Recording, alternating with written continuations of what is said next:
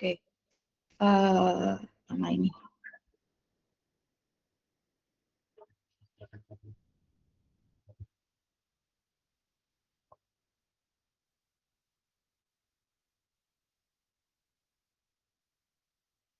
Ini saya rada bingung ya. Nggak usah selesai mungkin ya, kayak gini aja nggak apa-apa. Tidak apa-apa, Saya Ibu. tulis sebentar sih.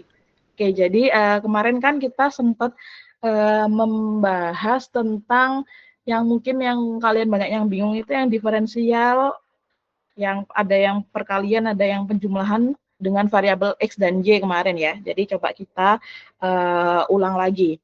Jadi saya kemarin juga ada bagian yang salah ya. Jadi semisal ya, misal kita punya, sebentar.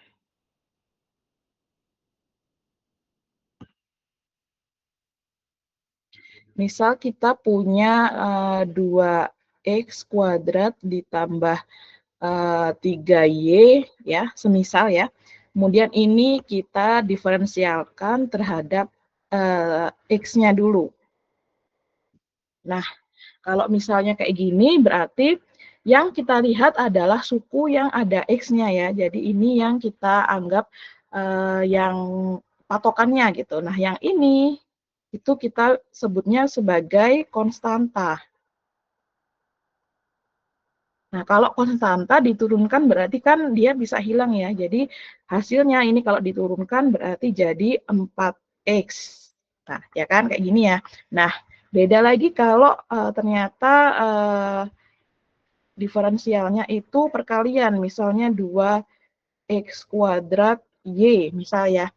Misalnya 2x kuadrat y kita turunkan terhadap x. Nah, jadi kalau kayak gini kasusnya berarti yang kita lihat juga variabel x-nya ya. Jadi kita lihat itu ini.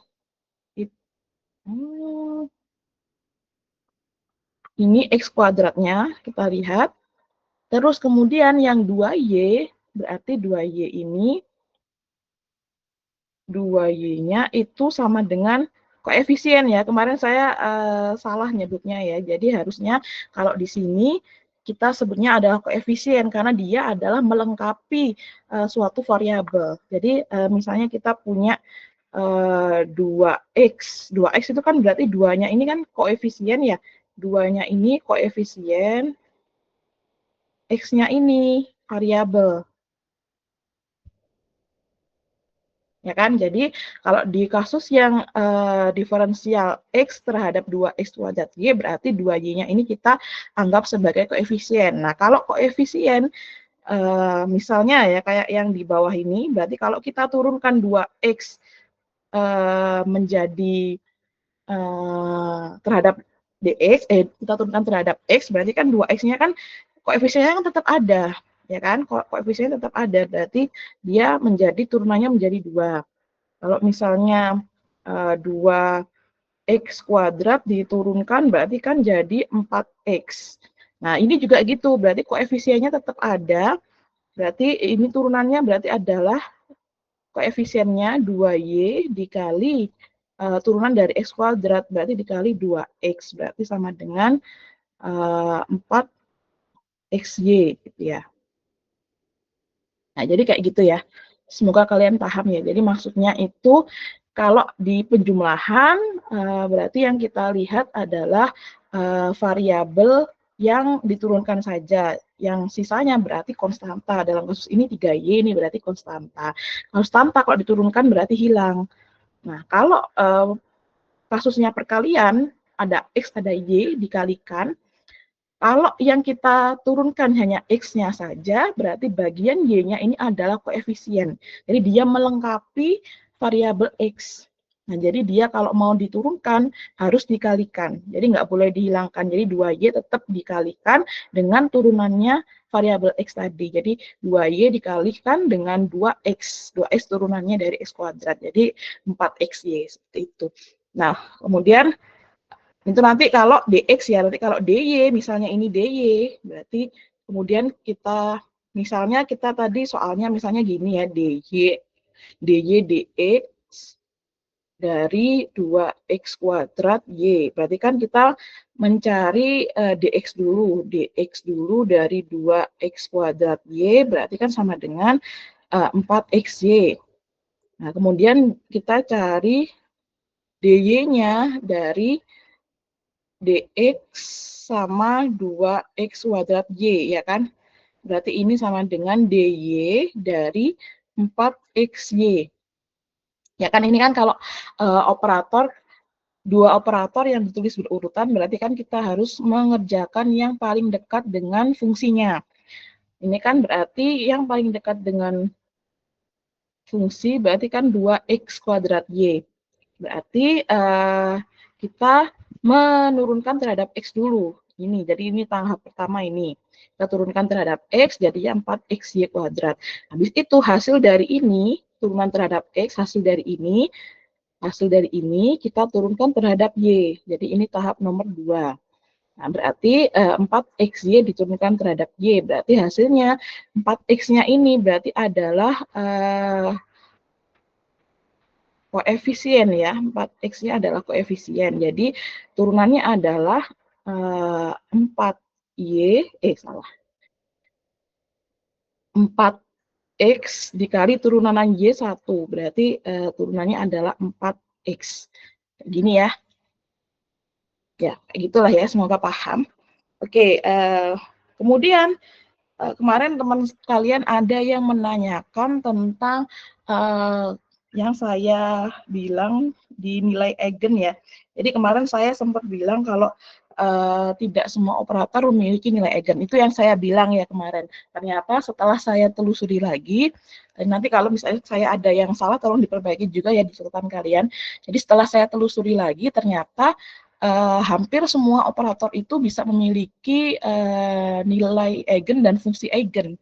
Jadi hampir semua. Jadi yang nggak mempunyai fungsi eigen dan nilai eigen itu hanya pada kasus-kasus tertentu dan itu biasanya terjadi di kasus yang sangat matematik sekali. Jadi saya pun nggak paham kasusnya seperti apa yang dimaksud, saya kurang paham. Jadi dari yang kita pelajari saja itu berarti semua operator itu harusnya mempunyai fungsi eigen.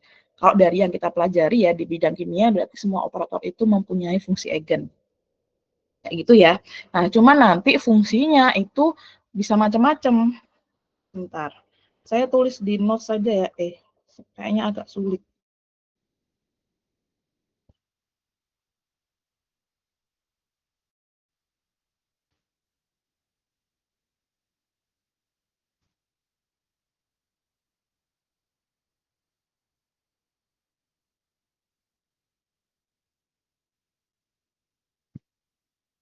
Oke, jadi operator itu kan misalnya kita punya operator A seperti ini ya, kemudian kita kalikan dengan suatu fungsi, ternyata dia menghasilkan nilainya itu adalah suatu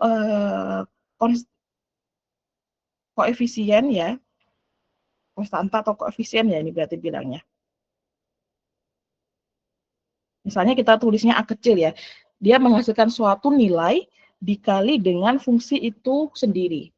Jadi contohnya kemarin itu berarti kayak turunan kedua kuadrat terhadap variabel X dari sin misalnya ya, sin 2X misal. Berarti kalau kita turunkan, berarti turunan pertamanya dulu ya, berarti kita jabarkan seperti ini, sin 2X. Berarti kita kerjakan dulu yang ini, kemudian kita kerjakan yang ini. Di yang pertama, yang tahap pertama kan berarti turunan dari sin 2X, turunan dari sin 2X itu akan sama dengan min, salah nggak pakai min ya, 2 cos X gitu ya? 2 cos 2X sih, Bu. Oh ya, 2 cos 2X, betul. Kemudian kita turunkan lagi yang di tahap kedua. Berarti turunannya dari turunan dari 2 cos 2x ya. Berarti hasilnya adalah 4 ya, 4 min 4 sin 2x ya, seperti ini ya. Berarti kan kesimpulannya adalah bagian fungsinya ini tetap ada. Ini. Jadi fungsi sin 2x ini tuh tetap ditemui di hasil perolehannya tadi. Jadi di sini fungsi eigennya berarti adalah sin 2x. Nah, kalau min 4-nya berarti adalah nilai eigen ya. Berarti ini fungsi eigen, ini nilai eigen. Seperti itu. Nah, ternyata setelah yang saya baca kemarin, hampir semua operator itu bisa memiliki fungsi eigen ya. Jadi hampir semuanya bisa memiliki fungsi eigen dan fungsi eigennya juga mungkin nggak hanya satu.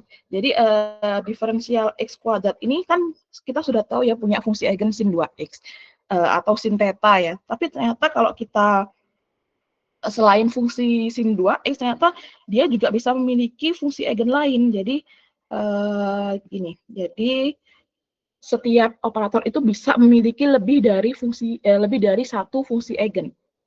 Jadi dia bisa memiliki lebih dari bisa memiliki lebih dari satu fungsi eigen. Jadi kalau kayak diferensial tadi, dia fungsi eigennya kita sudah tahu ya ada sin 2x atau sin theta.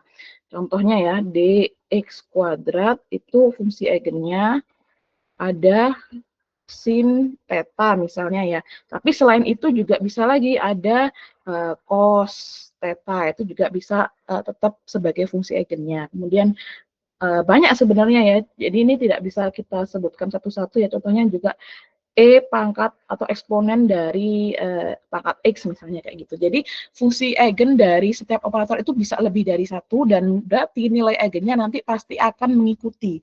Jadi nilai eigennya nggak selalu sama tergantung fungsinya. Nah, apalagi ya? Untuk operator yang mungkin tidak memiliki fungsi eigen, itu kasusnya itu kasus matematis sekali ya, keadaannya itu sangat matematis dan saya tidak bisa memahami maksudnya apa. Jadi itu tidak perlu kita pelajari, cukup kita ketahui saja kalau sebenarnya ada juga operator yang tidak bisa memiliki fungsi eigen. Tapi kalau yang kita pelajari, yang bisa kita pelajari di matematika kimia ini, semua operatornya bisa memiliki fungsi eigen. Nah, kalau kita iniin lagi ya, kalau kita coba ulas balik ya. Jadi kan operator itu sebenarnya bisa kita bagi menjadi dua. Ini kalau saya amati ya pembagiannya itu mungkin bisa dibagi dua. Jadi yang pertama itu sepertinya operator biasa ya istilahnya. Tapi ini pembagian definisi dari saya sendiri ya. Jadi ini nggak ada di buku ya. Biasa itu contohnya ya kayak ini, kemudian sigma, delta, kemudian kayak integral, kemudian apa lagi? Diferensial gitu ya. Jadi ini adalah operator-operator yang tidak bukan merupakan besaran fisik. Jadi sigma, delta ini kan bukan besaran fisik ya. Kemudian mungkin ada lagi yang bisa kita kategorikan itu adalah operator yang memiliki besaran fisik.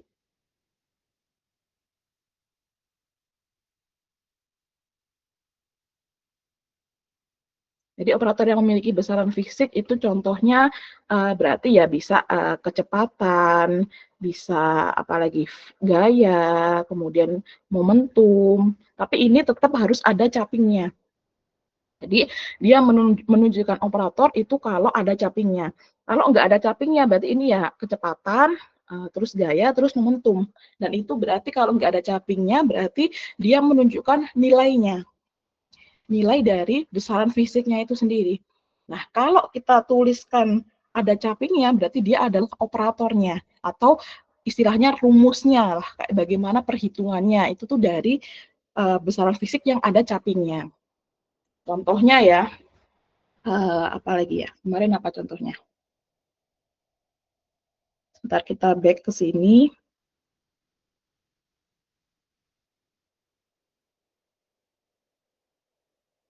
ini ya, F itu kan gaya ya, dia itu dari do per do X per dikali V saya. Jadi F itu adalah min do per do X dikalikan dengan kecepatan. Nah, kecepatannya adalah variabelnya X, Y, dan Z.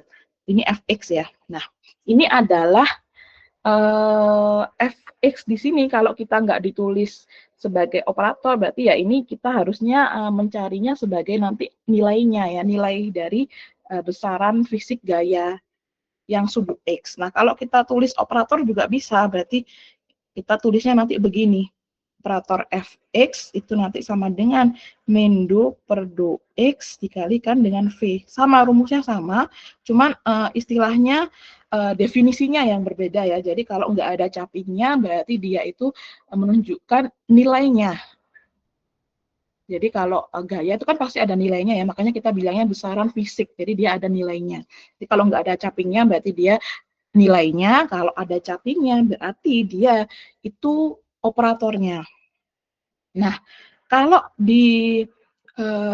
kita lihat operator yang ini, operator yang memiliki besaran fisik, ini, kalau kita lihat di fungsi eigennya, ini jalan nggak sih? Nggak jalan ya? Sebentar, saya stop dulu ya.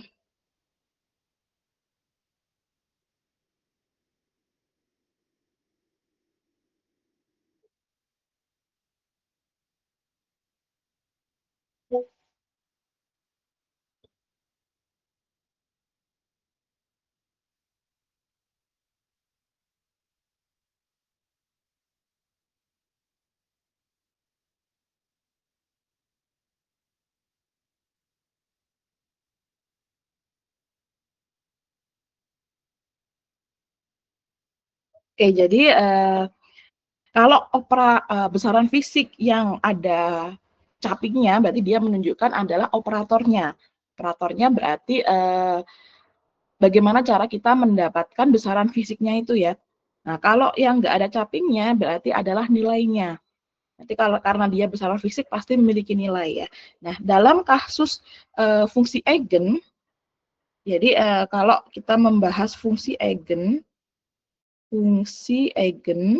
dari operator yang memiliki besaran fisik atau mungkin dari besaran operator yang memiliki besaran fisik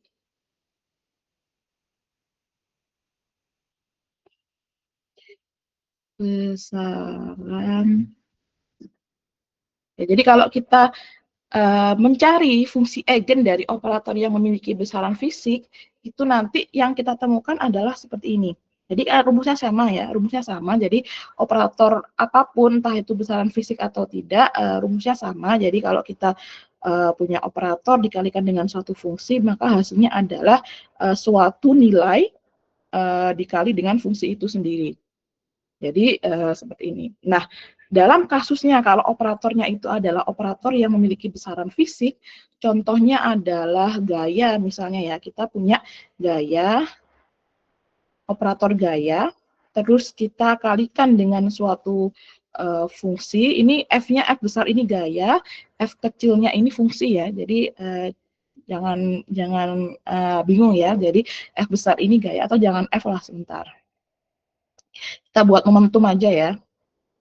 Jadi misal kita punya operator momentum dikalikan dengan suatu fungsi, hasilnya adalah misal ya, ini misal saja, misalnya ada 5 dikali dengan fungsi itu sendiri. Berarti di sini yang kita bisa tahu berarti adalah F-nya itu adalah fungsi eigen, kemudian 5-nya adalah nilai eigen. Ya, nah secara definisi kalau kita menggunakan fungsi eigen atau fungsi eigen dan nilai eigen dari operator yang memiliki besaran fisik, secara definisi maknanya itu adalah ini, nilai eigen yang dihasilkan dimaknai dengan nilai dari besaran fisik itu sendiri.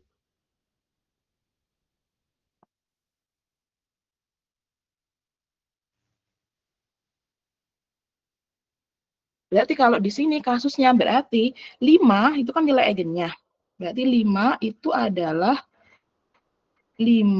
adalah nilai dari momentumnya. Nah, seperti itu maknanya. Jadi untuk operator yang merupakan atau operator kalau bahasa kerennya, bukan bahasa keren ya, bahasa seharusnya, itu operator yang berasosiasi dengan besaran fisik. Contohnya, operator yang berasosiasi dengan besaran fisik itu kan contohnya ada macam-macam ya, ini ada bisa kecepatan, gaya, momentum, dan lain-lain ya. Ini nggak cuma ini ya, jadi ada dan lain-lain. Jadi operator yang berasosiasi dengan besaran fisik ini, kalau memiliki fungsi eigen dan nilai eigen, berarti nilai eigennya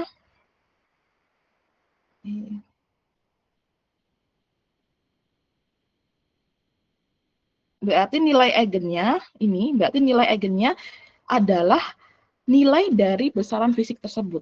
Jadi kalau contohnya di sini berarti karena operatornya adalah momentum, kemudian nilai eigennya adalah 5, berarti 5 ini adalah momentum yang dimiliki.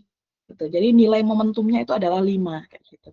Jadi hubungannya fungsi eigen dengan nilai eigen ini, kalau di besaran fisik itu gunanya adalah untuk mencari nilainya tadi. Gitu. Jadi kalau misalnya kita punya data pengukuran gitu ya, nanti kalau kita misalnya gini, kalau kita memiliki data pengukuran lebih dari satu ya, kita kan nanti bisa memplotkan suatu fungsi. Nah, fungsi itu nanti kalau kita kalikan dengan operator, kemudian ternyata hasilnya adalah nilai eigen dan juga ada fungsi eigen, berarti nanti nilai eigennya inilah nilai dari operator atau besaran fisik itu tadi. Seperti itu. Maksudnya itu. Jadi semoga kalian paham ya. Oke, kita lanjutkan. Jadi tadi itu kilas balik dari yang kita pelajari kemarin, kemudian kita mungkin lebih menekankan ya biar kalian tidak lupa. Nah, kemudian kita lanjutkan. Waduh, nggak kelihatan. Hilang semua di sini. Sebentar. Ini gimana ya? Oke lah, saya pakai ini aja kalau gitu. Saya pakai di sini aja ya, saya tulis manual saja ya. Sebentar.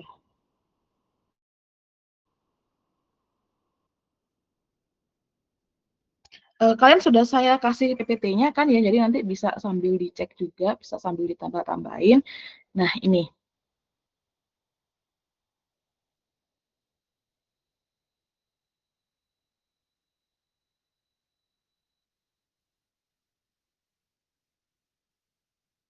Jadi yang kalau kalian buka sambil buka HP atau apa gitu bisa dibuka slide 13 ya. Jadi slide 13 dari PPT yang saya berikan itu membahas tentang operator Hamiltonian. Operator Hamiltonian. Jadi ini tentang operator Hamiltonian ya. Ini kemarin sempat kita bahas sebentar ya. Jadi di kimia kuantum khususnya itu ada persamaan Schrödinger. Ada persamaan Schrödinger. Nah, ini kemarin sudah sempat kita ulas ya. Persamaan Schrödinger itu seperti ini rumusnya. Min H kuadrat per 2M D kuadrat dikali fungsi gelombang per dx kuadrat plus V kali fungsi gelombang sama dengan E kali fungsi gelombang. Jadi ini adalah rumus dari persamaan Schrödinger ya. Persamaan Schrödinger itu rumusnya ini. Nah, saya catatkan dulu ya. Jadi ini adalah fungsi gelombang. gelombang, atau bahasa Inggrisnya biasanya kita mungkin sering menyebutnya dalam bahasa Inggris yaitu wave function. Jadi kalau kalian sering mendengarkan wave function itu maksudnya adalah fungsi gelombang. Jadi di pesanan Schrödinger ini ada operator dan ada fungsinya adalah fungsi gelombang, ya kan? Di pesanan Schrödinger ini ada beberapa operator dan ada fungsi gelombang. Nah, kalau yang V ini adalah energi potensial ya. Energi potensial. Nah, kalau misalnya kita keluarkan fungsinya, berarti bisa kita tuliskan seperti ini. Min H coret kuadrat per 2M D kuadrat per DX kuadrat. Ini fungsinya kita keluarkan ya. Plus V. Fungsinya kita keluarkan karena yang suku yang kiri ada fungsi gelombang, yang kanan juga salah, suku yang kiri yang pertama ada fungsi gelombang, yang kedua juga ada fungsi gelombang, yang kanan juga ada fungsi gelombang. Jadi kita bisa keluarkan sama dengan E kali fungsi gelombang. Ya, jadi kalau kita lihat bentuk ini, itu kan sebenarnya adalah bentuk yang mirip dengan sifat dari fungsi eigen ya. Jadi kita bisa kita bisa definisikan ini juga sebagai fungsi eigen dan nilai eigen. Jadi kalau kita lihat rumus yang fungsi eigen tadi ya, berarti ini itu bisa kita anggap juga sebagai yang bagian ini itu berarti adalah operatornya, kemudian ini adalah fungsi eigennya, dan E-nya adalah nilai eigennya. Ya kan? Macet ya ini.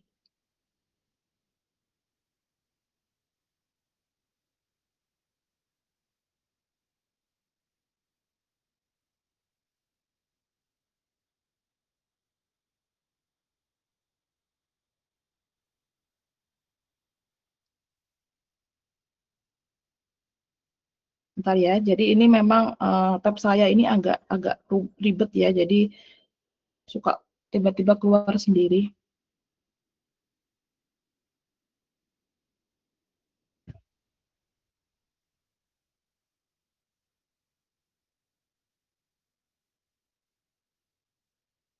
Nah ini ya, jadi kalau kita keluarkan persamaan Schrödinger-nya ini kan ini.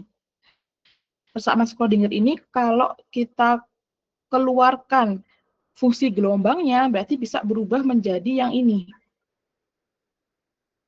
Ini itu bisa berubah menjadi yang ini kalau kita keluarkan fungsi gelombangnya. Jadi suku yang pertama itu kan berarti menjadi min H kuadrat per 2M D kuadrat per DX kuadrat. Kemudian yang kedua V-nya ini, V kali fungsi gelombangnya juga dikeluarkan, berarti tinggal ini ditambah V, terus dikali dengan fungsi gelombang. Fungsi gelombangnya di luar ya, karena kita keluarkan. Kemudian sama dengan E dikali fungsi gelombang lagi. Nah ini, kalau kita cermati, ini kan adalah karakter dari fungsi eigen dan nilai eigen ya. Jadi, dari sini kita lihat bahwa bagian yang min H kuadrat per 2M D kuadrat DX kuadrat plus V, ini tuh kita bisa sebutnya sebagai operator. Kemudian fungsi gelombangnya itu adalah sebuah fungsi eigen. Kemudian E-nya adalah nilai eigen. Nah, berarti kalau kayak gini kasusnya, berarti operator ini biasanya kita sebutnya adalah operator Hamiltonian ya. Hamiltonian. Jadi operator Hamiltonian ini nilainya adalah operator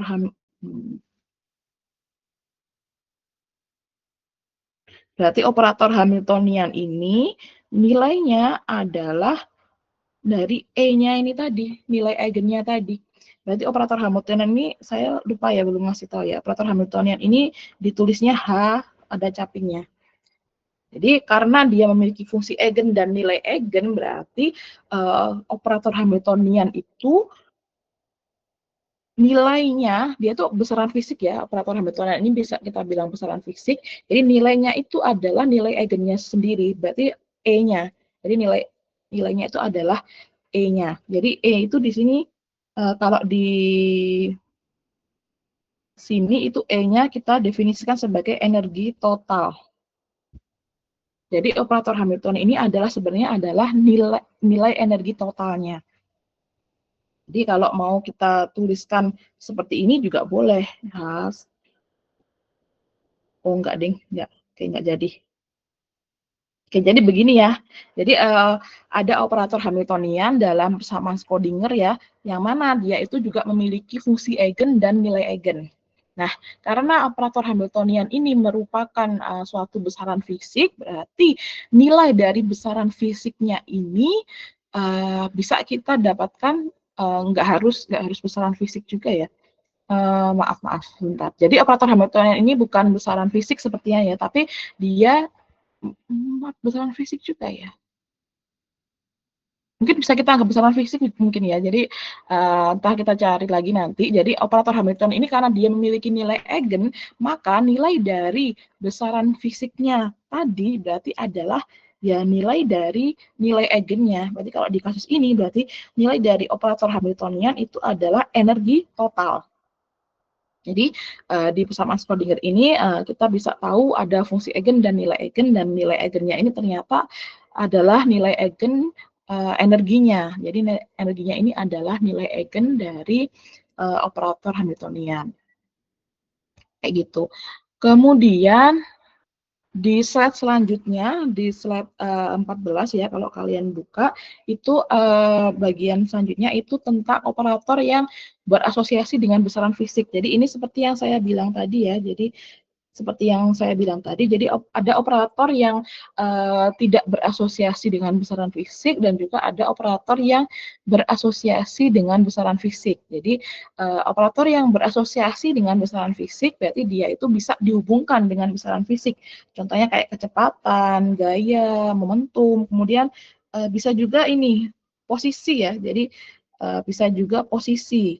Posisi itu kan berarti kayak X atau mungkin ada Y, ada Z gitu ya. Ini kan juga merupakan suatu besaran fisik. Jadi ada operatornya juga. Jadi termasuk dia itu operator yang memiliki berasosiasi dengan besaran fisik. Jadi kalau dia memiliki fungsi eigen dan nilai eigen berarti maka nilai dari besaran fisiknya itu ya nilai eigennya itu tadi ya. Jadi seperti yang sudah kita bahas tadi gitu.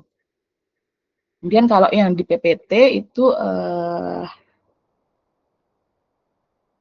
sama sih intinya ya, jadi intinya seperti itu ya, jadi bisa kita skip saja.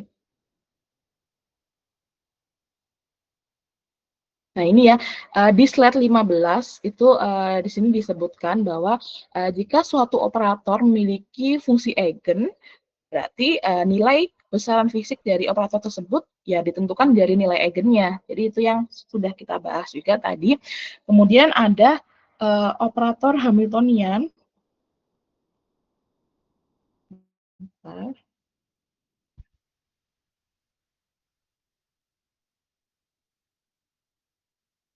Nah ini operator Hamiltonian itu nilai besaran fisiknya itu atau nilai dari H-nya itu adalah nilai eigennya yaitu E. Jadi karena operator Hamiltonian tadi memiliki nilai eigen dan memiliki fungsi eigen berarti nilai dari besaran fisik operator Hamiltonian tadi berarti adalah nilai eigennya gitu ya. Nah, kayak gitu.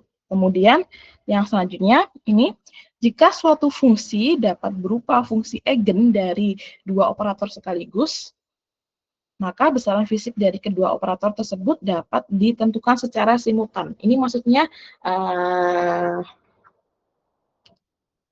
kayak sifat yang komutator kemarin ya. Jadi kalian ingat sifat yang komutator kemarin atau komutasi. Berarti kan kalau komutasi itu kan kita punya dua operator dan satu fungsi. Nah, kalau dua operatornya ini pengoperasiannya dibalik dan menghasilkan hasil yang sama, berarti kan dia sama dengan 0 ya selisihnya ya, berarti dia berkomutasi. Kalau hasilnya nggak sama, berarti selisihnya tidak sama dengan 0, berarti dia tidak berkomutasi. Nah, maknanya secara definisi, maknanya itu ternyata jika fungsinya tadi itu merupakan fungsi eigen, dari dua operator sekaligus, berarti besaran fisik dari kedua operator tersebut itu dapat ditentukan secara bersamaan. Jadi kalau kita secara ininya ya, secara mungkin secara gambarannya ya, misal kita punya dua operator. Jadi misal kita punya operator posisi dan operator momentum misalnya ya, momentumnya ini. Jadi misal kita punya operator posisi dan operator momentum. Operator momentumnya misalnya yang sumbu X juga. Jadi kedua operator ini kan adalah operator yang memiliki besaran fisik. Nah, caranya kita menentukan apakah dia itu bisa ditentukan secara bersamaan atau tidak, itu adalah kita lihat dari fungsi eigennya. Jadi jika memiliki fungsi eigen yang sama,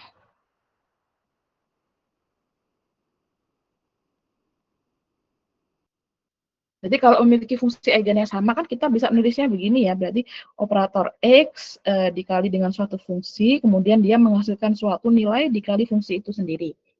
Kemudian operator PX dikali dengan fungsi yang sama, jadi ini fungsinya yang sama ya, dikalikan dengan fungsi yang sama, akan menghasilkan suatu nilai juga dikali dengan fungsi itu sendiri. Berarti kan di sini artinya operator X dan operator PX itu kan memiliki fungsi eigennya sama, memiliki fungsi eigen yang sama,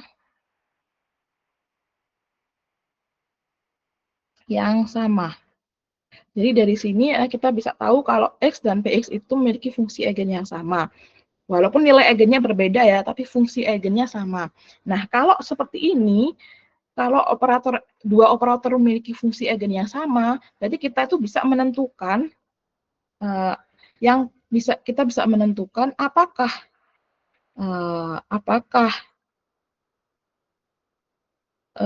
besaran fisik dari kedua operator tersebut dapat ditentukan secara bersamaan. Jadi dapat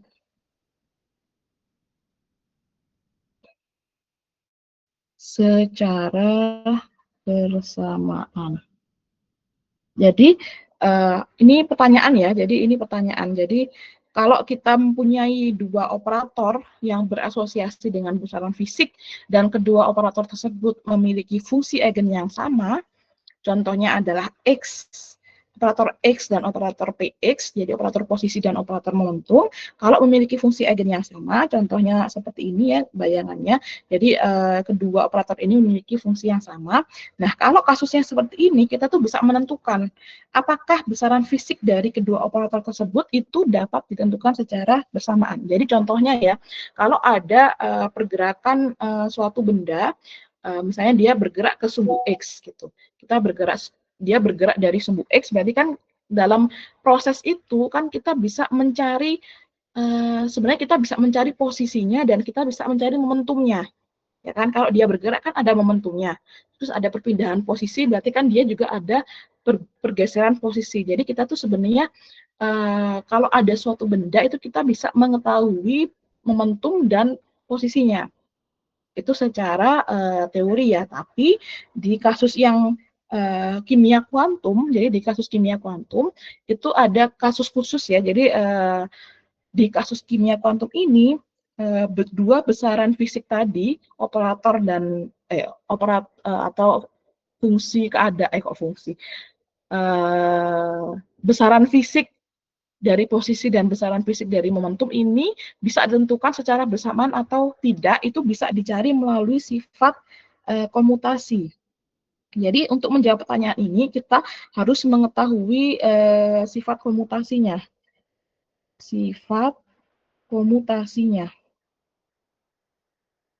Jadi kalau untuk menjawab pertanyaan ini kita harus mengetahui sifat komutasi. Nah, sifat komutasi ini yang sudah kita bahas kemarin juga ya, berarti kalau sifat komutasi kan seperti ini ya rumusnya ya. Berarti X sama PX itu nanti kalau sama dengan 0 berarti dia berkomutasi. Nah, kalau tidak sama dengan 0 berarti tidak berkomutasi.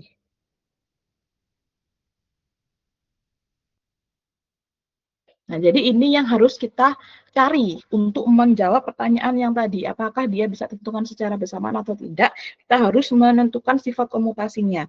Nah, cara menentukan sifat komutasi seperti yang kita sudah bahas sedikit kemarin ya. Berarti kita harus menambahkan suatu fungsi dari dua operator ini. Jadi kita harus menambahkan fungsi ya. Jadi kayak X P X dikalikan dengan suatu fungsi diambil enggak, jangan gitu dulu lah, sebentar. Jadi kita harus menambahkan suatu fungsi dulu ya. Jadi kita tambahkan dulu fungsinya di komutator ini untuk mengetahui sifat komutasinya. Jadi kita tambahkan suatu fungsi di sini. Berarti nanti ini hasilnya adalah PX dikali dengan fungsi diambil PX dikali dengan X dikali dengan fungsi. Jadi operatornya kita balik. Jadi yang pertama X dulu, kemudian yang kedua PX dulu. Nah, kemudian keduanya dikurangi. Nah, ntar kita cari tahu dia apakah sama dengan 0 atau tidak gitu. Jadi kita harus cari ini. Nah, kalau sudah kita tentukan, misalnya ya, misalnya sudah kita tentukan dan kita sudah cari dan ternyata hasilnya itu adalah yang tidak sama dengan 0. Berarti misalnya adalah hasilnya yang tidak sama dengan 0. Tidak berkomutasi ya berarti. Misalnya dia tidak berkomutasi, tidak berkomutasi. Nah, maknanya berarti kalau dia tidak berkomutasi, berarti maknanya itu dia tidak dapat ditentukan secara bersamaan. Ini, berarti kalau dia tidak berkomutasi, berarti dia tidak dapat ditentukan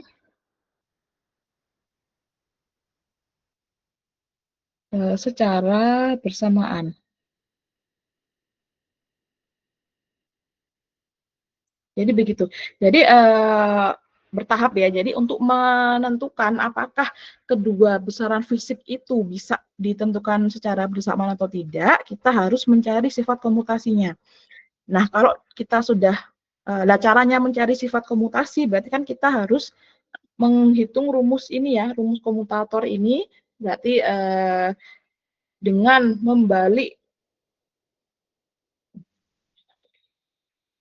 membalik kedua operasi dari operator tadi ya, urutannya kita balik, kemudian kita tambahkan suatu fungsi.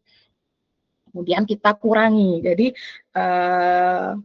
setelah dikurangi selisihnya itu ternyata tidak sama dengan 0, misalnya seperti itu. Misal tidak sama dengan 0 berarti dia tidak berkomutasi. Maknanya di sini kalau tidak berkomutasi berarti dia tidak dapat ditentukan secara bersamaan. Jadi ternyata di sini jadi ternyata posisi dan momentum itu tidak dapat ditentukan secara bersamaan.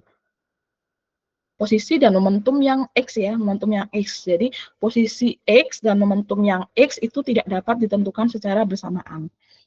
Maknanya di sini berarti kalau kita mengetahui posisinya secara pasti, berarti momentumnya itu nilai errornya besar. Itu. Jadi kalau posisinya pasti, berarti momentumnya itu nilai errornya besar. Jadi dia tidak pasti. Nah, kalau momentumnya yang nilainya pasti, berarti nilai dari posisinya itu tidak pasti atau nilai errornya besar. Jadi maknanya seperti itu. Jadi maknanya dia tidak dapat ditentukan secara bersamaan, itu maknanya adalah jika X itu pasti, jika X nilainya pasti,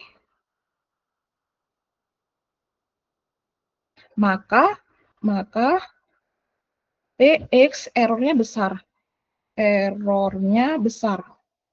Sebaliknya, jika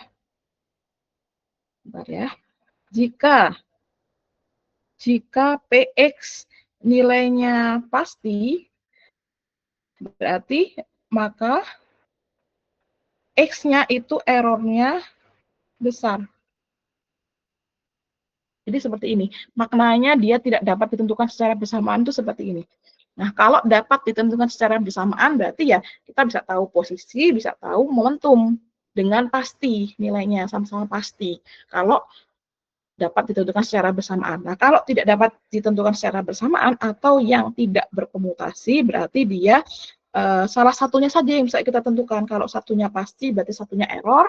Kalau sebaliknya, kalau misalnya yang pasti yang PX, berarti yang X-nya yang errornya besar. Jadi maknanya komutasi itu tujuannya untuk menentukan itu tadi, apakah kedua nilai besaran fisik itu bisa ditentukan secara bersamaan atau tidak. Itu tujuannya kita mempelajari sifat komutasi. Sampai sini ada yang ditanyakan tidak?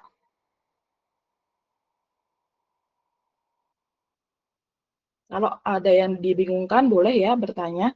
Ini kameranya masih on tidak semuanya ini? Oke. Kalau gitu lanjut ya, nanti kalau ada yang mau raise hand juga boleh ya, silahkan.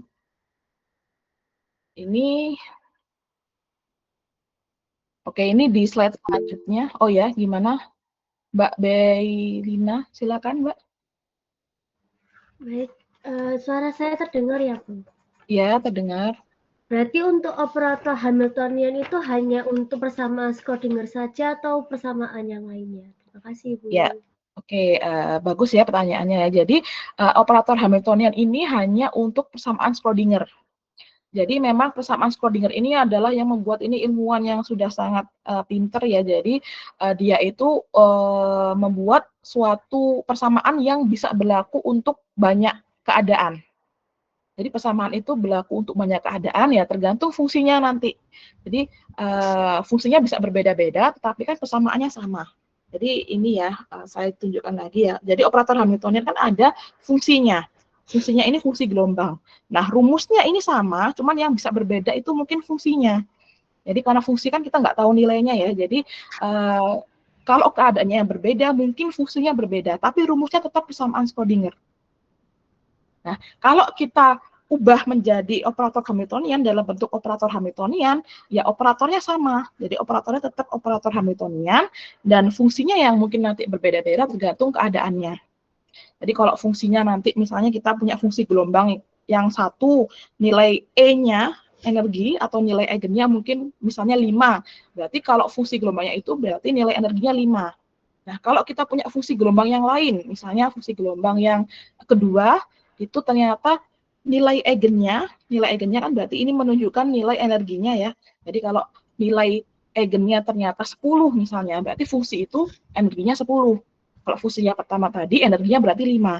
Nah, ini rumusnya sama, tetap pakai rumus persamaan Schrödinger, operatornya tetap operator Hamiltonian, tapi yang membedakan adalah fungsinya, karena fungsi ini menunjukkan perbedaan keadaan dari satu keadaan ke keadaan lain. Jadi yang membedakan hanya fungsinya. Jadi nanti kalau fungsinya berbeda, kan nilai eigennya juga bisa berbeda ya. Jadi nilai eigennya juga bisa berbeda, sehingga nanti akhirnya nilai energinya juga berbeda.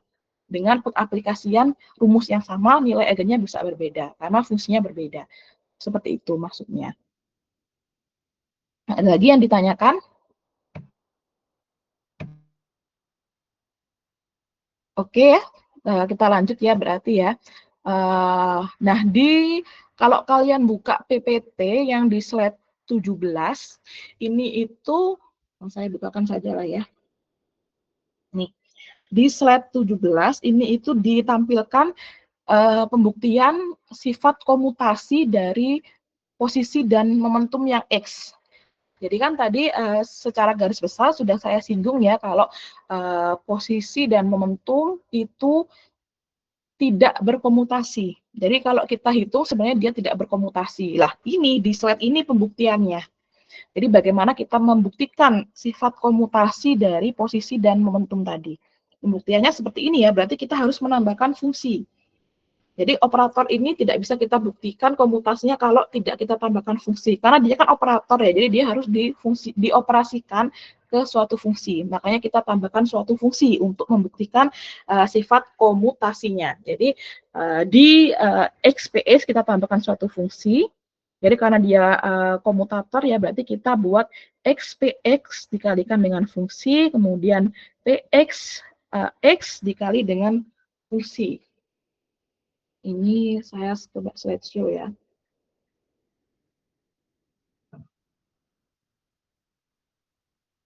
Ini ya, jadi mana ini? Oh, oke lah, tidak jadi ya. Jadi langsung saja dari sini. Jadi misalnya kita punya X, PX, jadi karena komutator ya berarti kita ada X, PX dikalikan dengan fungsi, kemudian ada ini, X, PX dikali dengan fungsi, kemudian ada PX dikalikan X dikali dengan fungsinya. Jadi untuk membuktikan sifat komutator kan begitu ya caranya. Jadi ini sudah kita pelajari kemarin, jadi kita balik kedua operatornya, kemudian dioperasikan pada fungsi yang sama. Kemudian kita selisihkan keduanya. Jadi yang pertama berarti yang X, PX kalikan dengan suatu fungsi, berarti kan kita mengoperasikan yang ini dulu. Kita mengoperasikan yang PX kalikan F dulu. Untuk yang sebelah kiri ya, kita operasikan yang PX dengan F. Jadi PX itu ini rumusnya ya. IH kali do per do X. Jadi rumusnya PX itu ini. Min IH kalikan do per do X. Nah, karena PX-nya ini dioperasikan dengan F, berarti kita tambahkan F di sini. Kita tambahkan F di sini. Ya kan, berarti min IH yang ini, hasilnya yang ini ya berarti ya. Berarti min IH ini kan adalah momentum dikali dengan F-nya ini. Ya, jadi momentumnya kan min IH do per dx terus dikali dengan F. Itu berarti yang ini ya, hasilnya yang ini. Yang min IH do F per do X. Jadi kita itu menurunkan fungsi F terhadap X. Jadi tahap pertama kita menurunkan fungsi F terhadap X. Jadi hasilnya sebentar.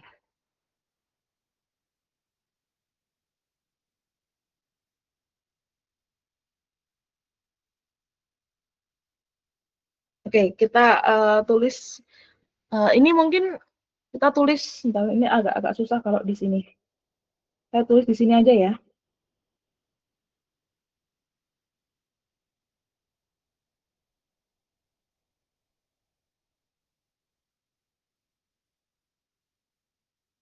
Jadi kita lanjutkan bagian yang ini.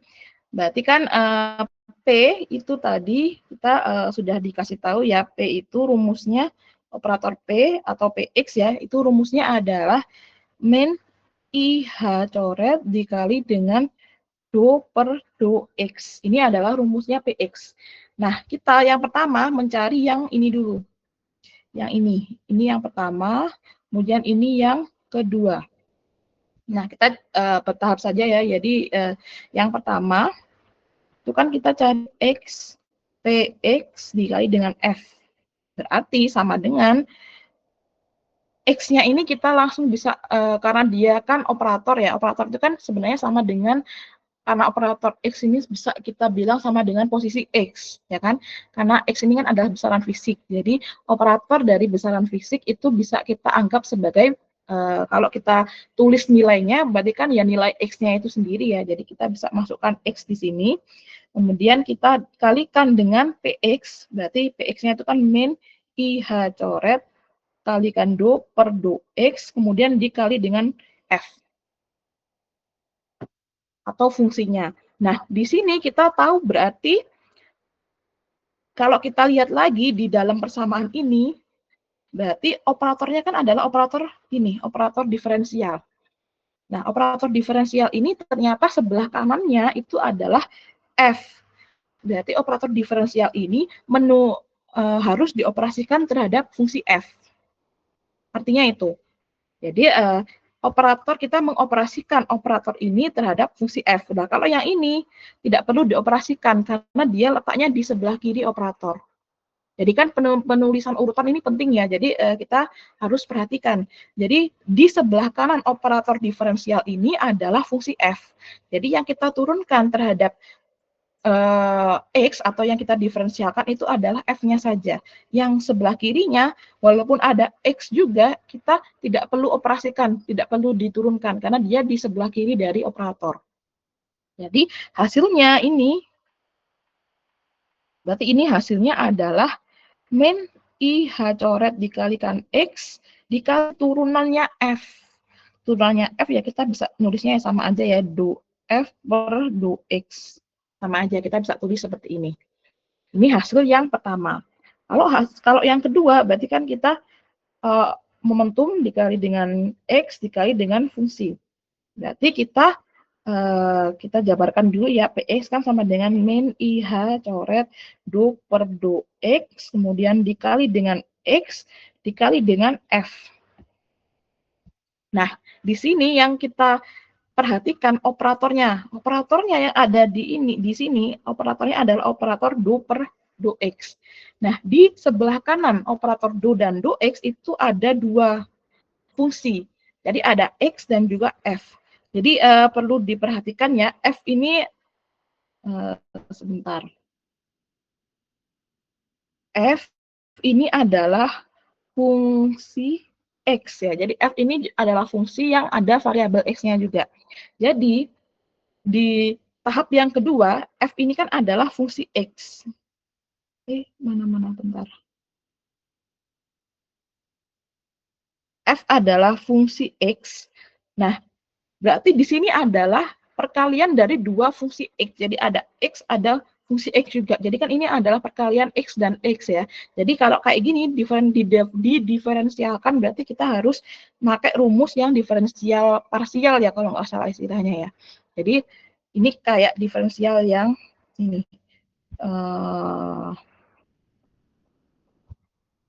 Kalau kita bisa memisalkan ini sebagai U, kemudian ini sebagai V. Masih ingat cara yang seperti ini?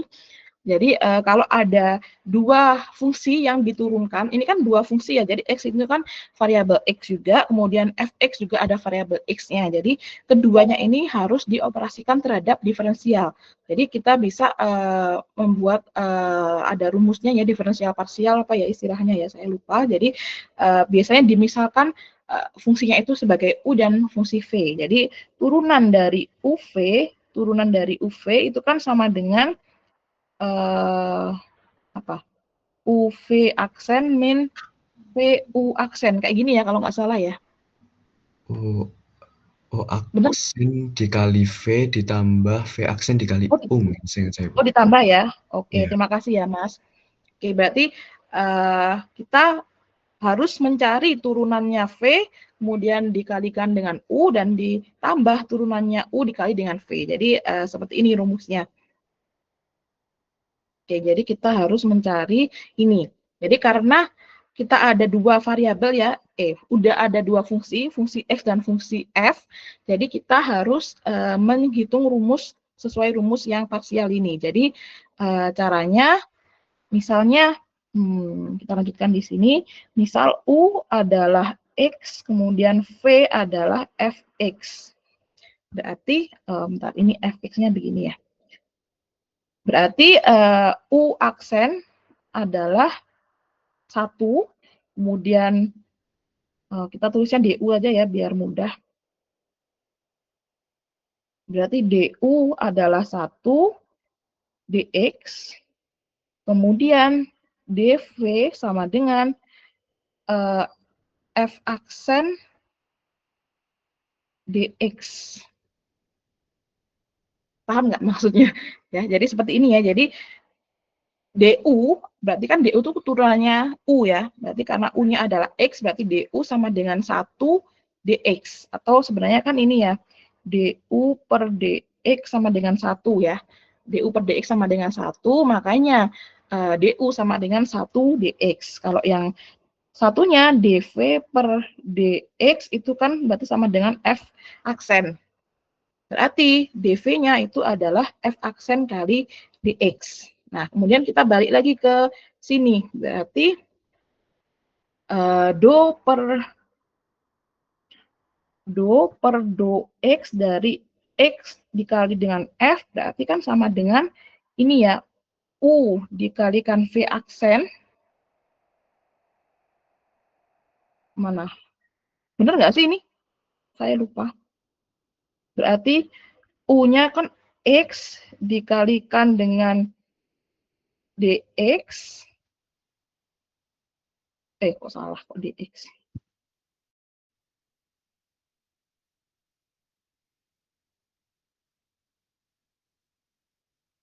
Bentar ya.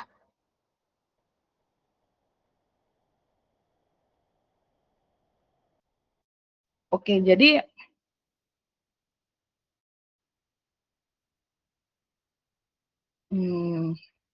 oke. Jadi ini kan sama dengan U aksen ya. Kemudian ini sama dengan V aksen. Jadi kita X kali F diturunkan terhadap X itu berarti kita cari UV aksen dulu. Berarti UV aksen min VU aksen. Berarti sama dengan U-nya itu kan adalah X. Mana? U-nya adalah X, kemudian dikali dengan V aksen. V aksennya ini berarti F. F aksen. Kemudian diambil dengan V. V-nya itu F dikali dengan U aksen. U aksennya itu 1 dikali dengan 1. Berarti hasilnya adalah, kok hilang? Bentar ya.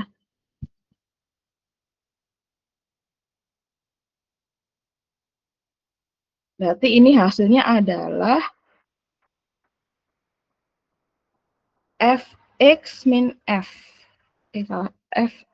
F aksen salah. F aksen X min F. Jadi hasilnya adalah seperti ini. Jadi kemudian kita kembalikan lagi ke sini. Kita kembalikan lagi ke yang atas. Berarti sama dengan min IH coret dikali. Nah ini. Jadi karena do X dikalikan X kali F itu hasilnya ini. Berarti kita bisa tuliskan itu ke atas. Kita tuliskan di sini berarti dikali dengan F aksen itu kan kalau kita jabarkan lagi berarti kan F aksen itu kan sama dengan ini ya. DV per kok DV? DF per X. DF per X ya. Jadi DF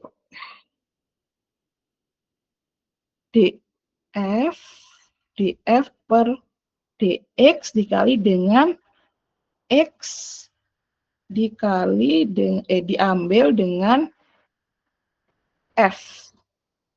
Seperti ini. Benar nggak? Oh, ini X-nya. Mohon maaf ya, Bu. Gimana? Mohon maaf, yang di bawah itu kan ada yang F aksen X min F, bukan plus ya, Bu? Karena rumusnya... Oh iya, salah. Ya, saya salah lagi ya. Iya, ada lagi yang dikoreksi. Terima kasih ya. Ini sepertinya ini harus diganti ya urutannya ya. Ini urutannya harus kita ganti. Berarti ini kan X dikali F aksen. Berarti kita nulisnya tetap X dikalikan F aksen. Jangan dibalik ya. Nah, kemudian berarti di sini juga kita ganti. Berarti min IH dikali X dikali dengan F aksen. Berarti DF per DX ditambah dengan F. Seperti ini. Benar nggak? Tolong dibantu koreksi juga ya. Saya coba cocokkan dengan yang di PPT.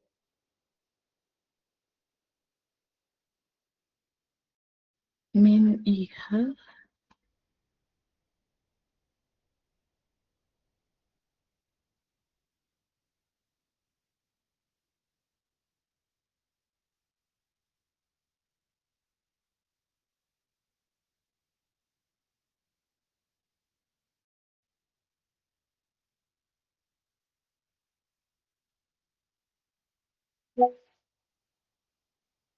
Oh, bentar. Ini dalam kurung ya. Jadi karena ini harusnya dalam kurung seperti ini. Ya. Karena kan do per do X-nya itu memang hasilnya penjumlahan. Jadi ini harus di dalam kurungkan. Ya, berarti min IH dikali dalam kurung X df per dx kemudian ditambah dengan F. Nah, coba ya ini saya nggak tahu ini benar apa enggak, coba kita lanjutkan saja ya. Jadi ini kalau kita jabarkan lagi kan berarti sama dengan min IH dikalikan dengan X dikali dengan df per dx kemudian dijabarkan berarti min IH coret lagi dikali dengan F. Seperti ini ya. Karena ini adalah penjumlahan, kita bisa jabarkan. Nah, tahap yang ketiga berarti kita, ini ya, tahap ketiga berarti kita mengurangkan yang 1 sama 2. Berarti X, PX, F diambil dengan PX, X dikali dengan F. Berarti hasilnya adalah min IH coret dikalikan X dikalikan do F per do X, kemudian ini diambil dengan yang sebelah, yang nomor 2 itu berarti kan kita bisa dibuat tambah langsung ya, buat jadi tambah IH coret X do F per do X ditambah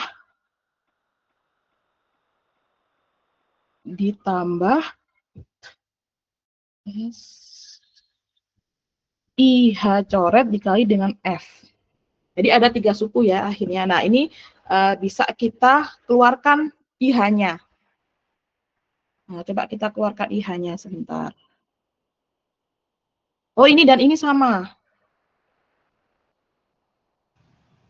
Ini dan ini sama. Yang mana yang sama? Ini dan ini sama ya. Dua ini sama ya, bisa saling menghilangkan ya.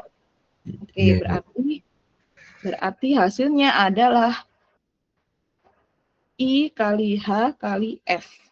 Nah, sama dengan yang di buku, yang di PPT. Berarti kalau kita tuliskan ulang, berarti ini X operator P X operator terhadap F, itu hasilnya adalah IH coret dikalikan F. Berarti komutasinya XPX itu sama dengan IH coret.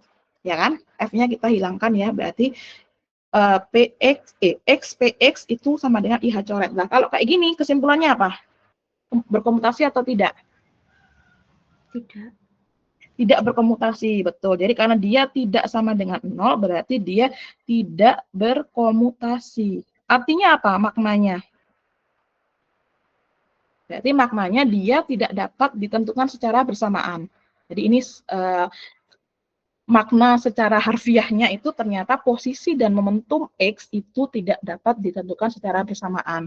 Pembuktiannya ya ternyata saat kita operasikan dengan komutator ternyata dia hasilnya tidak sama dengan 0. Berarti dia tidak berkomutasi. Berarti maknanya tidak dapat ditentukan secara bersamaan. Jadi seperti itu tujuannya ya. Tujuannya kita belajar komutator itu seperti itu. Karena nanti di kimia ini nanti ada kasus-kasus seperti ini. Kayak gitu ya. Nanti ada juga operator dari besaran fisik yang berkomutasi juga ada. Jadi nanti kita bisa tahu misalnya momentum ya, momentum X dengan momentum Y itu berkomutasi. Berarti kita bisa menentukan momentum X dan momentum Y secara bersamaan. Jadi misalnya seperti itu ya, tapi itu nanti ya intinya kita bisa bagaimana caranya kita menentukan apakah kedua besaran fisik ini bisa ditentukan secara bersamaan atau tidak. Jadi kita harus bisa menentukan itu dulu dengan caranya mengaplikasikan komutator tadi. Kita membuktikan apakah dia sifat komutasinya itu seperti apa, apakah berkomutasi atau tidak, seperti itu. Kemudian apalagi ya, ini di slide selanjutnya. Oh ini ada, ini agak sulit ini. Oh ya gimana? Silakan Mas. Mohon maaf Ibu, berarti yang di PPT itu kurang tepat ya Ibu, karena itu min IH kalau yang di PPT. Oh min IH, sebentar. Salahnya di mana ya? Kalau Coba menurut kita saya koreksi ya. itu Ya, gimana? sebenarnya di PPT-nya sampai baris persamaan 1, 2, 3. Yang Oh, 4 itu udah yang benar, terakhir aja tapi yang salah ya Mas ya? iya. Berarti harusnya plus ya? Ya, plus Oke, IHF. benar. Oke, terima kasih ya sudah dibantu dikoreksi. Oke, bagus ya kalian teliti berarti ya. Berarti yang di PPT itu ada kesalahan. Jadi di dua Ya, ini saya tunjukkan ya. Jadi sampai sini itu sudah benar, sampai sini benar, cuman di bagian ini itu kan ini plus IHF ya, berarti ini harusnya plus juga, berarti ini yang salah. Jadi ini yang salah. Jadi nanti kalian ganti ya di PPT kalian. Jadi harusnya adalah IHF. Jadi positif ya, bukan negatif. Jadi sampai sini ini sudah benar. Jadi yang saya tuliskan tadi, yang di note tadi itu sudah benar, tapi yang di PPT ada bagian yang salah. Ya, nanti bisa kalian perbaiki ya. Terima kasih ya Mas Rafif. Ada lagi yang ditanyakan? Jadi bagian yang penting dari operator itu kalau menurut saya yang ini ya. Jadi bagian komutator ini yang penting ya. Nanti sepertinya soal-soal juga akan sering keluar karena ini itu memang aplikasinya di kimia itu ada. Jadi real lah yang kita butuhkan itu perhitungan dari operator komutator ini. Jadi ini nanti kalian pelajari lebih dalam lagi ya bagian ini. Kemudian nanti ada juga nanti contoh soal ya, nanti saya minggu depan berarti ya saya berikan contoh soal. Yang setelah ini itu ada materinya tentang operator Hermitian. Ini itu agak sulit sebenarnya ya. Saya nggak tahu ini tuh sebenarnya masuk materi kalian atau tidak. Gimana ya?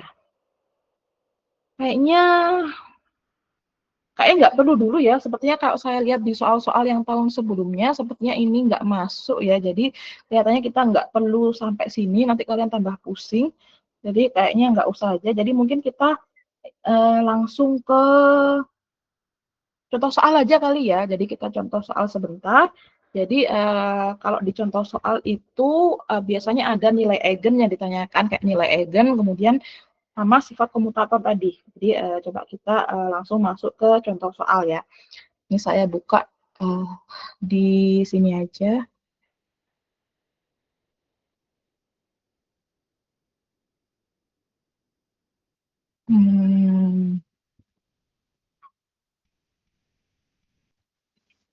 Nah ini.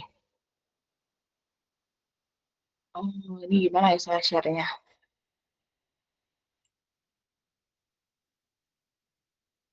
Saya tulis di sini aja ya, saya tulis di notes saja ya. Misal ada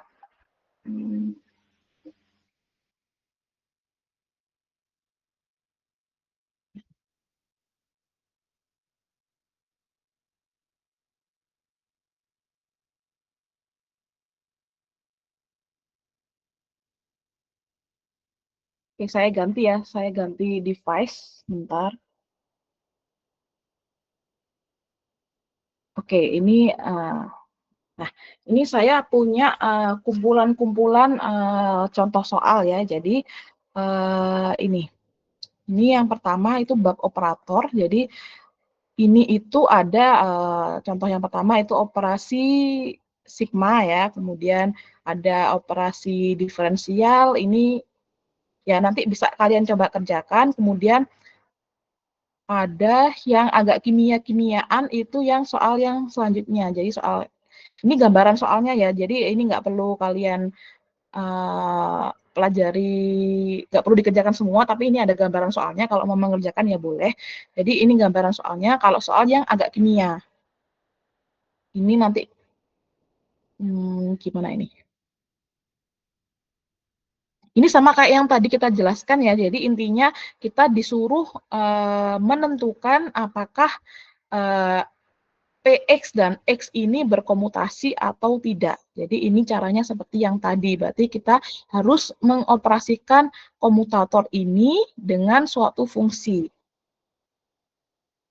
Ini kok baru ada yang mau masuk ini. Oke lah, ini harusnya sama kayak yang kita bahas tadi ya. Kita langsung jawab yang nomor 7 aja ya. Kita coba jawab yang nomor 7. Ini berarti kita mempunyai fungsi. Ini itu apa ya? Ini bilangnya apa ya? Si kalau nggak salah ya. Ini kalau nggak salah si ya bacanya. Jadi ini adalah fungsi. Jadi fungsinya ini itu adalah A dikalikan dengan eksponen dari I kali M dikali dengan variabel ini tadi, C. C ini kan fungsi ya, fungsi dari variabelnya adalah sudut ini.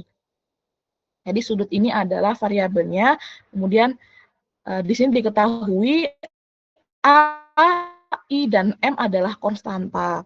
Dan kemudian dia itu memiliki fungsi eigen. Fungsi eigen, katanya dia memiliki fungsi eigen gitu ya. Nah, terus operatornya ini.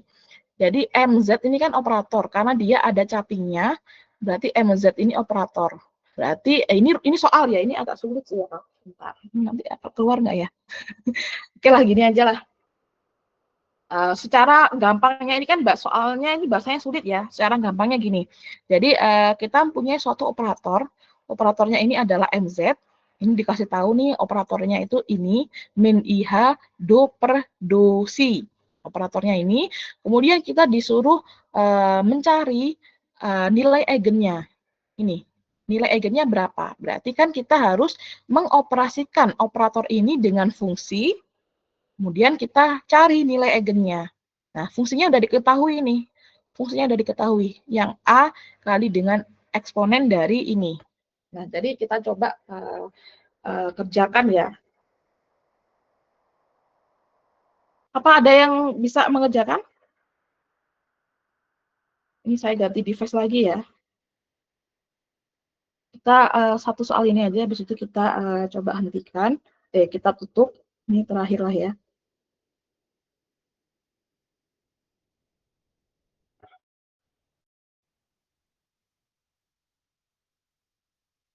Oke, jadi dari soal tadi itu kita punya operator. Operatornya, karena ada capingnya ini kita sebut operator ya, itu sama dengan min IH coret dikali do per do si. Bentar, do per do si. Kemudian fungsinya itu adalah A dikalikan eksponen I pangkat M dikali dengan fungsinya tadi, variabelnya tadi. Jadi ini tolong dibedakan ya. Jadi yang ini, yang bulatnya besar itu adalah fungsi. Kalau yang ini adalah variabel. Jadi kalau kita bahasa yang sering kita pakai berarti misalnya variabelnya X ya, berarti kan ini fungsi X sama dengan A, E, I, M, X. Misal fungsinya X, tapi kan dalam kasus ini fungsinya itu adalah yang ini adalah fungsinya, kemudian yang ini adalah variabelnya. Berarti kalau kita anggap sebagai X, berarti ini adalah X, kemudian ini adalah F-nya, fungsinya X. Jadi ini simbolnya sama tapi agak beda. Jadi ini yang fungsi itu bulatannya besar, kalau yang variabel bulatannya kecil. Ya, jadi ini agak beda, jadi tolong diperhatikan juga. Jadi sekarang kita disuruh membuktikan apakah disuruh membuktikan nilai eigennya berapa. Nilai eigennya berapa. Nah, untuk membuktikan nilai eigen berarti kan kita harus mengoperasikan operatornya dikali dengan fungsinya adalah yang ini, kemudian hasilnya berapa. Misalnya kita nggak tahu ya nilainya berapa, dia harus dikali dengan fungsi itu sendiri. Jadi kita sekarang mencari nilai eigennya.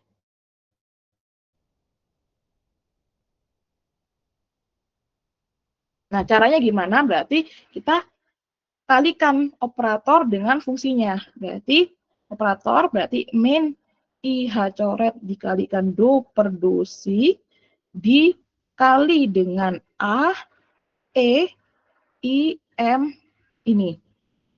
Nah, berarti sama dengan berapa? Berarti ini kita menurunkan A, E, A eksponen dari IMC itu diturunkan terhadap ini.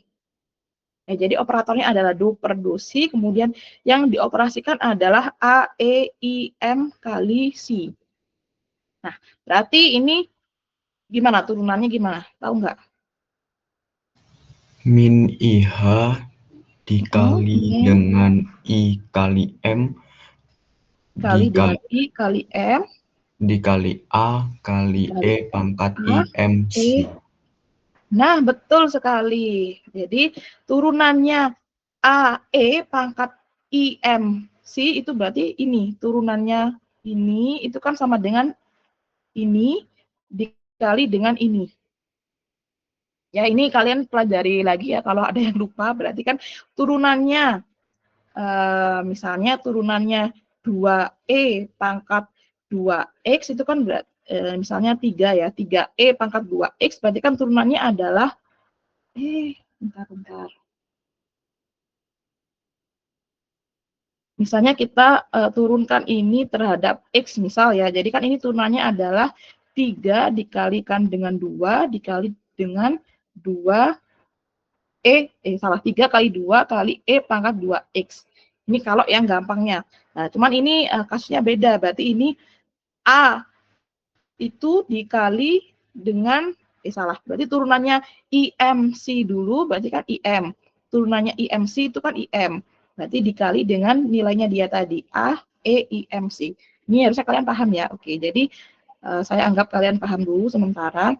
Jadi ini hasilnya adalah min I kuadrat M H kali A kali E pangkat IMC.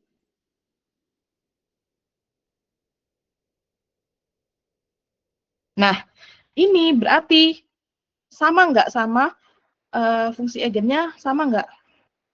Ada fungsi eigennya nggak? Ada. Ada ya. Jadi fungsi eigennya tetap ditemukan di sini.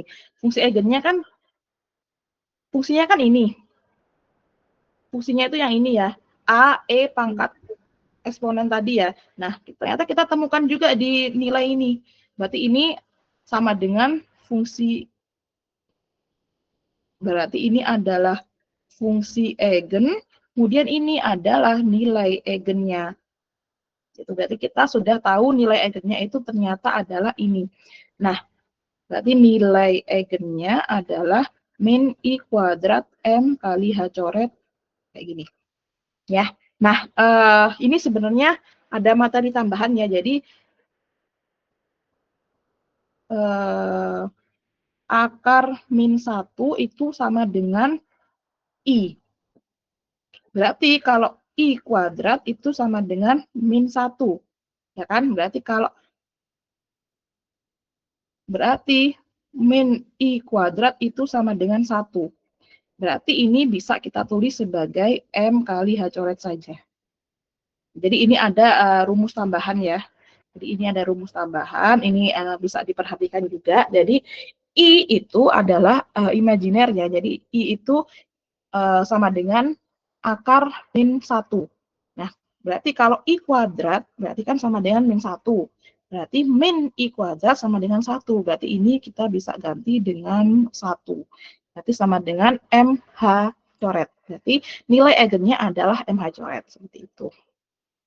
Semoga paham ya. Nanti, oke.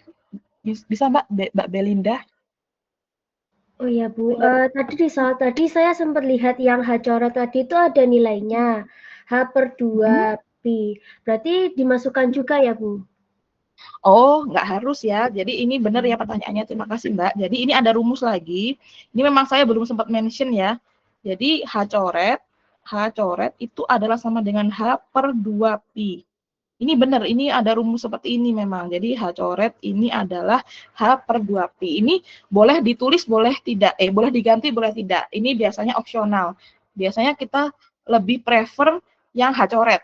Jadi biar lebih singkat nulisnya. Jadi kita jabarkan kalau misalnya memang kita bisa mencoret pi-nya, kita bisa jabarkan. Jadi misalnya kita di persamaan itu misalnya ada H coret dikali pi misal. Berarti kan kalau kayak gini lebih enak kalau kita jabarkan H coretnya. Berarti kan H per 2 pi dikali dengan pi. Berarti kan hasilnya H per 2. Kalau kayak gini enak kita jabarkan. Kalau yang kasusnya kayak tadi, H coret aja, nggak ada pi-nya. Berarti enaknya kita tulis H coret aja. Jadi nggak perlu kita jabarkan menjadi H per 2 pi, nggak perlu, nanti terlalu panjang. Jadi kalau kayak gitu kita tulisnya H coret aja. Jadi ini preferensi sih nggak masalah. Jadi mau nulis yang mana aja boleh, sama-sama benar. Cuman kita harus tahu ya H coret itu sama dengan H per 2 pi. Kalau kalian nggak disuruh ganti, ya nggak apa, ditulis H coret aja, nggak perlu diganti-ganti, nggak apa-apa. Cuman kalau yang ini, yang imajiner ini lebih baik bisa disederhanakan kalau imajiner. Jadi kalau dia kuadrat, bisa kita ganti. Jadi karena imajiner itu adalah akar min 1, berarti I kuadrat sama dengan min 1, dan min I kuadrat sama dengan 1. Berarti kalau yang ini biasanya disederhanakan. Kalau yang H coret nggak disederhanakan, nggak apa-apa. Itu opsional kalau yang H coret. Kayak gitu ya. Ini sudah diketahui juga di soalnya. Terima kasih, Bu. Ya, terima kasih sama-sama. Ada lagi yang ditanyakan? Nanti mungkin soal ini saya share ya.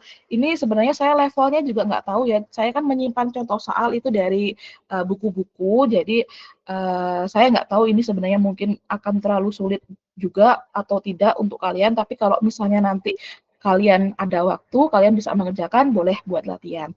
Jadi nanti mungkin kalau ada yang ditanyakan, bisa ditanyakan ke saya. Cuman ini saya nggak ngerti ya, bisa jadi ini soal yang saya berikan juga nanti terlalu sulit, bisa jadi juga. Tapi lebih baik kalian bisa mencoba dulu. Kalian memahami soalnya, kemudian kalian coba mengerjakan soalnya. Kalau yang nggak bisa, nggak apa-apa, di skip dulu. Nanti bisa ditanyakan di kelas, kayak gitu ya. Ada yang ditanyakan lagi?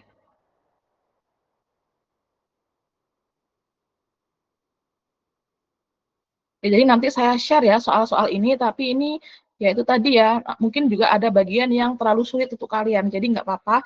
Ini memang saya asal comot aja, jadi kalian pilihin saja yang kira-kira kalian sudah diajari dan kira-kira nggak terlalu matematik ya, jadi yang bisa kalian kerjakan yang mana, nanti coba kalian kerjakan. Ini buat latihan aja.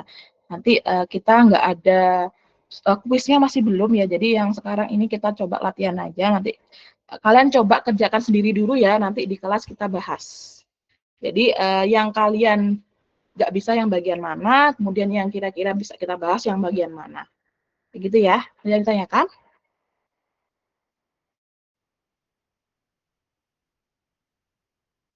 Nggak ada?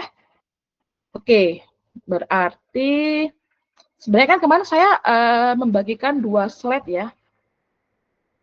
Apa ini? Ada yang tanya kah? Nggak ada? Oke. Jadi kan kemarin saya membagikan 2 file ya. Jadi ada file yang bilangan kompleks. Jadi bilangan kompleks